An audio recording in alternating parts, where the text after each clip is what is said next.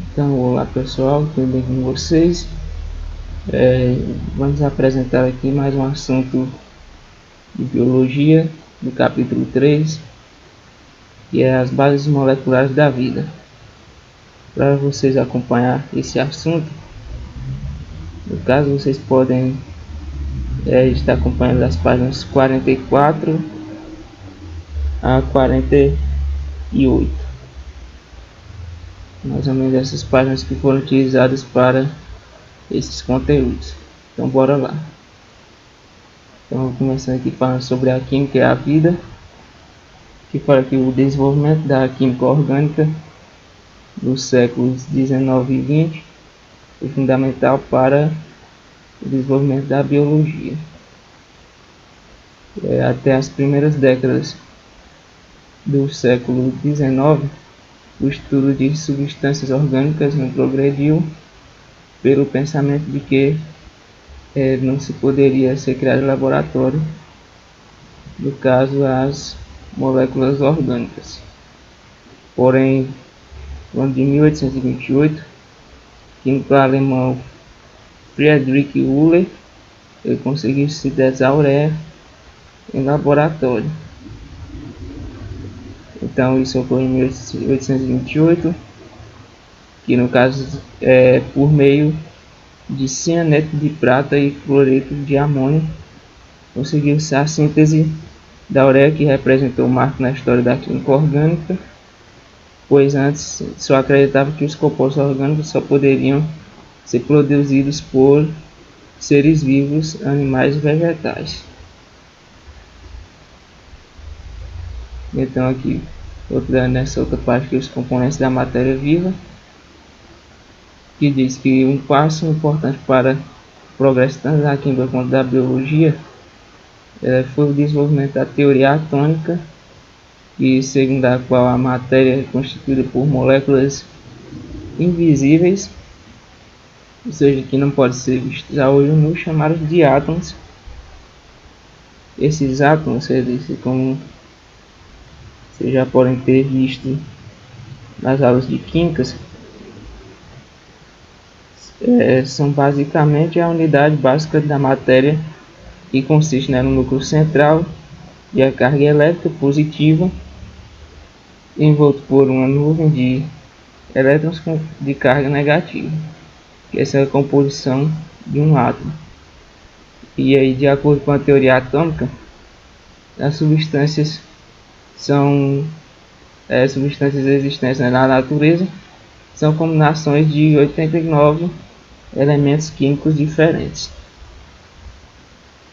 E aqui nesse gráfico aqui vem mostrando basicamente de como é formada as células dos seres vivos, aqui compostas por água, proteínas, lipídios, glicídios, ácidos nucleicos e outras substâncias. Então aqui as águas e sais minerais. A água é a substância mais abundante em um ser vivo, possuindo cerca de 75% a 85% de sua massa corporal.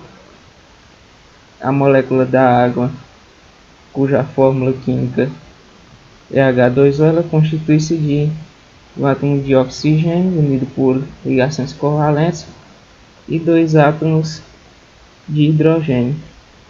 Além disso, temos aqui no restante dessa distribuição que forma seres vivos, temos as proteínas, que chegam a estar de 10 a 15%, os lipídios de 2 a 3%, os glicídios a 1%, ácidos nucleicos a 1%, além também dos sais minerais e outras substâncias. A água, como solvente, as atividades essenciais à vida, como o transporte de substâncias, e a maioria das reações químicas enzimáticas necessita de ser desenvolvidas no meio líquido. Substâncias cujas moléculas têm essa afinidade por água são chamadas de hidrofílicas na verdade. Então, e já as que não possuem afinidade com água, elas são denominadas de hidrofóbicas. Então, mais ou menos para distinguir essas diferenças, principais características, as moléculas hidrofílicas, elas são aquelas que possuem afinidade com água, como eu já disse, e elas se dissolvem na água com a maior facilidade, por esses tipos de moléculas que ela apresentam uma polaridade bem mais, ela é uma molécula que apresenta, né, moléculas polares, apresenta essa polaridade. Isso também já pode ser visto em ações de química. Temos um exemplo como moléculas de cloreto de sódio, que é o popular sal de cozinha. Além das hidrofóbicas, que são aquelas que possuem aversão à água, ou seja, elas não possuem afinidade com água, e elas não se dissolvem em água por ser também moléculas apolares. Um exemplo disso são moléculas de gordura, que são também lipídios. A água nas reações químicas dos seres vivos. Então, os seres vivos quase que a todo tempo estão ocorrendo reações químicas por meio das células, das quais obtêm energia e produzem substâncias necessárias para a sua sobrevivência. Temos, né, as reações de condensação ou síntese de hidratação, além também das denominadas reações de hidrólise.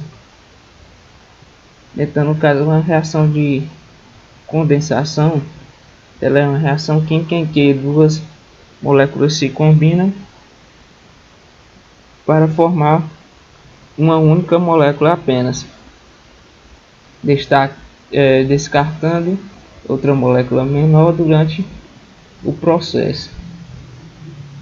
Já a denominada reação de hidrólise é uma reação química de quebra de ligação química de uma molécula com a adição de uma molécula de água. Então, agora que a água como moderador de temperatura, que no caso a água é importante para ajudar a evitar as variações bruscas de temperatura na temperatura dos organismos. Isso porque ela apresenta o alto calor específico.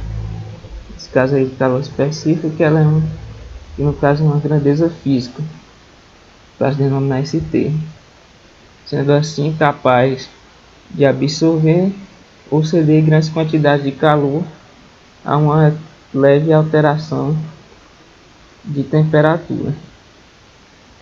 Além disso, a água ela apresenta um elevado calor latente de vaporização, ou seja, ela necessita de absorver grande quantidade de calor para passar do estado líquido para o gasoso. Então, no caso aqui de calor latente, né, de vaporização, no caso o calor latente em si, ele é determinado pelo produto da massa do corpo que sofreu transformação de estado, que chama calor latente, difusão ou vaporização, e a quantidade de calor necessária para que cada grama de substância sofra nessa mudança de estado, ela é justamente denominada de calor latente de vaporização, ou também difusão. Isso daí tem a ver também com os estados físicos de mudança da água.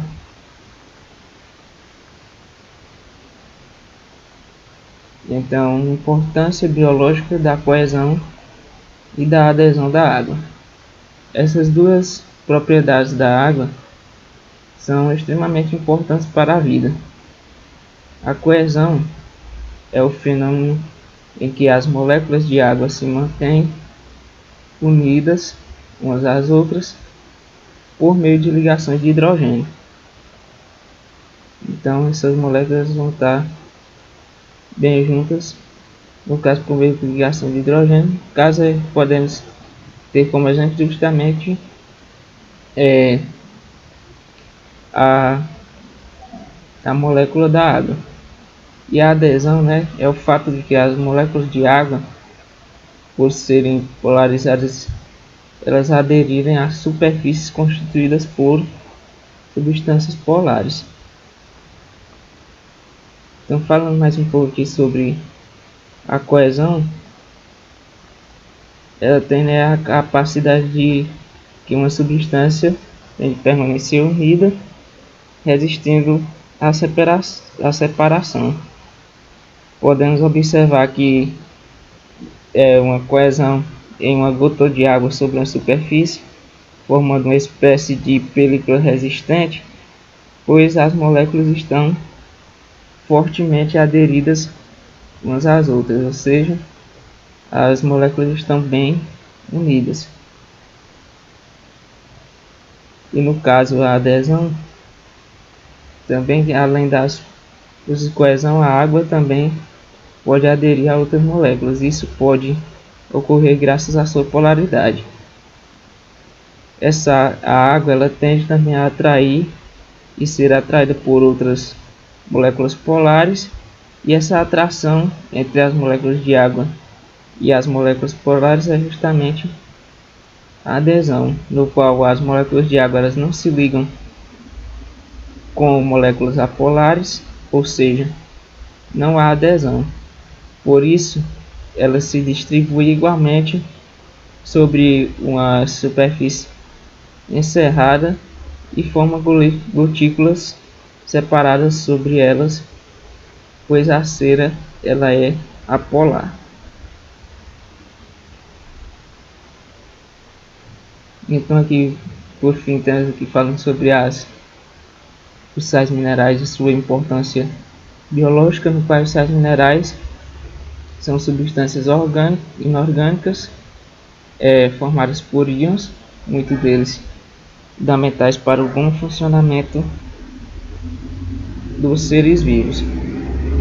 Esses sais minerais são substâncias, né, relacionadas com as mais variadas atividades do organismo, sendo que uma dieta saudável é fundamental para manter seus níveis adequados. Eles estão presentes como eletrólitos nos líquidos corporais, como componentes de enzimas e hormônios, e também como componentes estruturais de alguns órgãos, tais como os ossos e a dentina nos dentes. Então, os sais minerais são elementos que têm a sua origem a partir do solo, sendo assim, os seres não podem produzi-los. Para conseguirmos os sais necessários para a sobrevivência, uma alimentação adequada e balanceada é essencial. Então, era só isso que tinha para falar com vocês agora, nesse momento. Obrigado a todos e até a próxima aula.